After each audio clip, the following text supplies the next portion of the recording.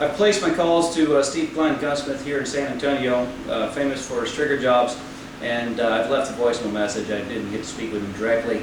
I'm going to post some video here shortly of myself shooting the Kimber Super Match that had the 500 slide drops on an empty chamber, shooting it on Bianchi plates. It didn't affect the accuracy at all. I'm going to try and manufacture now for you a crude trigger pull test. I've got a 5-pound weight attached to a wire coat hanger. We'll test the trigger on that, and a 2.5-pound weight on a wire coat hanger.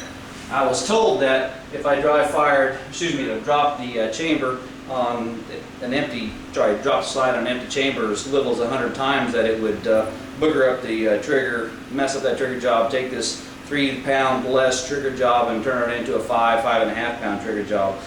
This is the Kimber that I dropped the slide on 500 times. It's empty. Check both the chamber and the magazine well. We're going to start with that 5-pound trigger, because if it goes to 5.5, then I would expect that this would not drop the hammer. 5-pound weight. Oh, didn't even get to take my hand off of it. Here's the 2.5-pound. When I wrote yesterday that it was probably a 3 to 3.5-pound trigger, I was wrong, because 2.5 pounds will definitely drop it. Right at 2.5 pounds. Clearly the trigger is not damaged by dropping the slide on an empty chamber 500 times.